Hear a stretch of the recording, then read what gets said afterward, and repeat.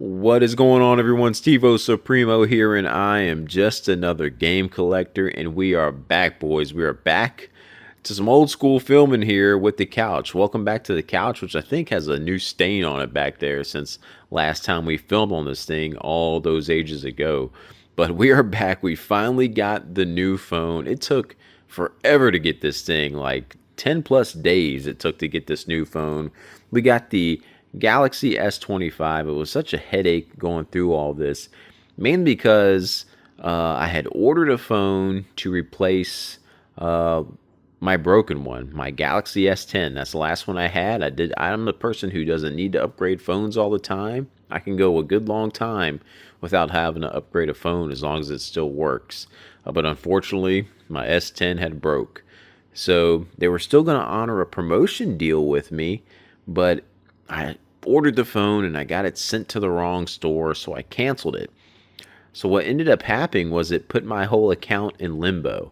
I was unable to upgrade or get any phone until this stupid pending order got off of my account, and it took forever.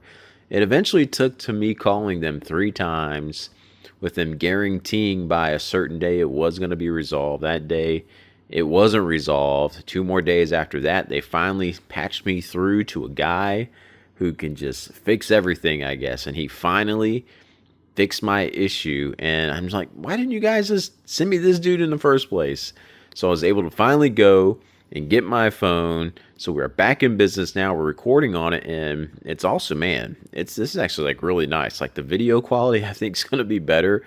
I'm recording in better quality. The when my hand's moving, it's like it's smoothing it out and everything. So it'll be interesting to see how this video turns out. Like when I go back to the edit it and how I should start uploading the videos. Like these things can do 4K. I wonder if I should record it in 4K. Who knows? But just glad to be back, and hopefully can do some more regular content now. Just get back on the roll of things, back in the wagon. Like this little mini break, which was not on purpose, was fun, but let's get back into the action here. And the first thing I kind of wanted to talk about in this video was my year. I didn't get to do my mid-year recap like I normally do like every year. Just letting you guys know like the stuff, at least on my original channel, what games I've been playing, the things that I've beaten. So since we're kind of past that midway point now, I do want to touch on a topic that's been like with me this whole year. And that's just retro gaming has just been my thing this year over new games. New games that I played have been great, but I just keep getting a call back to retro and going back and playing, either replaying some games that I've already beaten before or wanting to dive into some new experiences that I've never beaten before. It's just been, I got a shelf full of retro stuff over here, and it's just like, okay, I'm just going to play one of those games rather than the new stuff. And what's crazy was the whole reason I wanted to do this is because if you guys remember my last pickup video, I showed you guys I picked up this Final Fantasy collection finally, and I started playing through Final Fantasy 1. So I'm playing through that. But the release of Donkey Kong Bonanza like snuck up on me. For some reason, I thought it was releasing like July 28th, like later in the month. So I was like, I'll have plenty of time to beat this game and then move on to Donkey Kong Bonanza when it comes out. But no, that came out on like the 17th or something like that. And I was like, holy crap, I'm not going to have time to finish this game with work and everything going on. It's just been crazy. And so I'm just not going to have time to play it. So I go ahead, get Donkey Kong Bonanza, put it in. I'm about 2 hours into it, and I'm having a great time with it. Loving the game, really enjoying it. The combat and stuff feels great. Exploring the world feels great.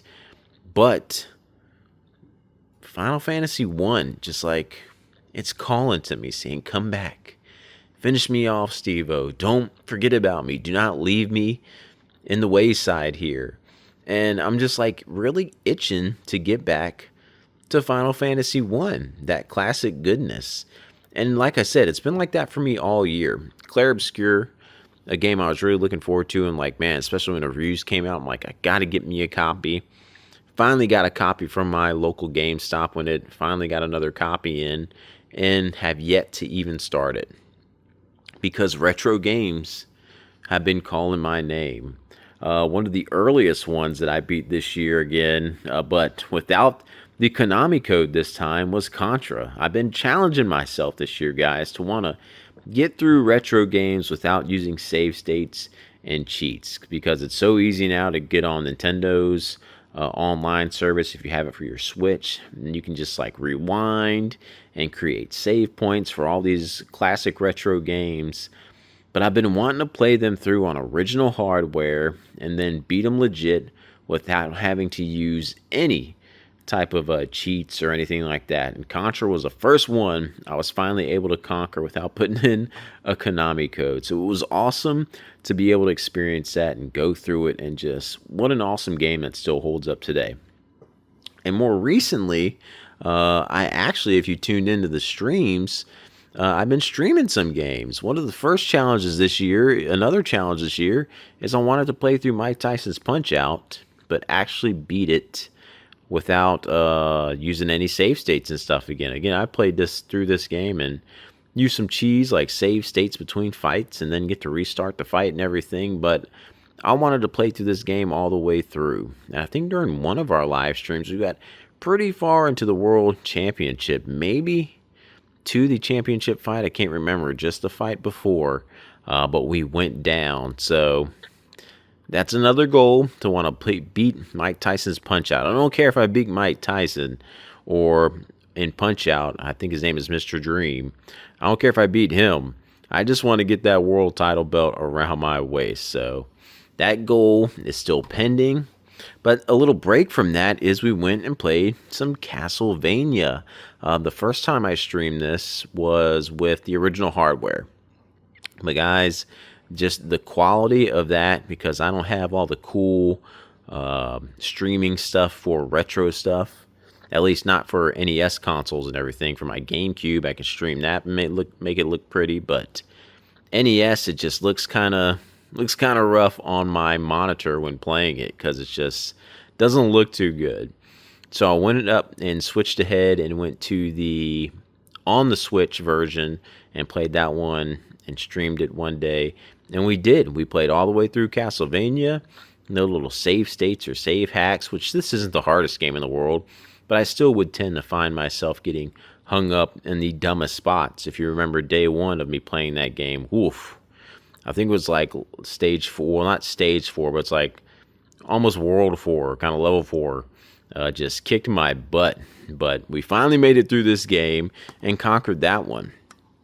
And even today, I was watching, what's his name? My Retro Life. Was watching his newest video where he was talking about how his dad didn't want to get a Donkey Kong game on Game Boy. And that was like, man, I've actually never really played with the Super Game Boy. And I wanted to dive in and start playing some Game Boy games. I was like, man, I wonder what Kirby's Dream Land, a game I love to play on Game Boy, would look like on the Super Game Boy.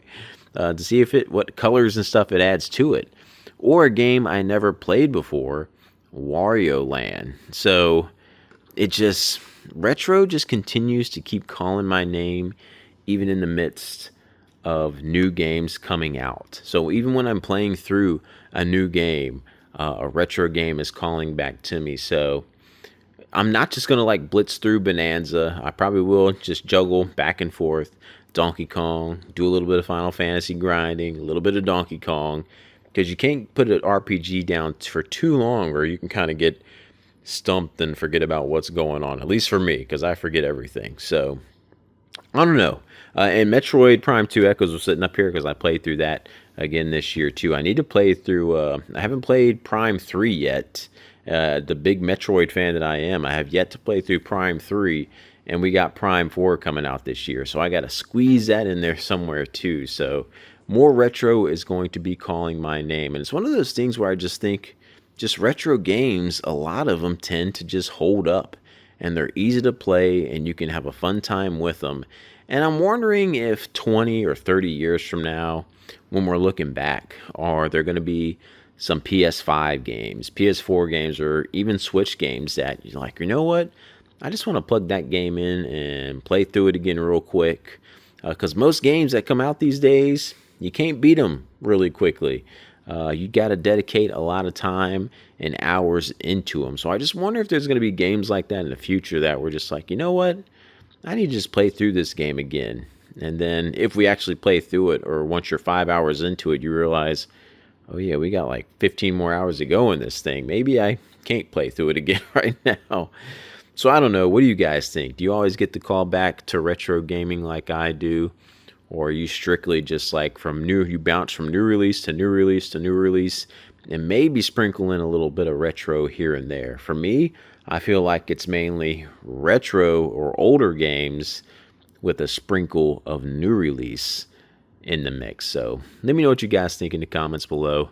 Good to be back to the old couch here, and I'll catch you guys in the next one.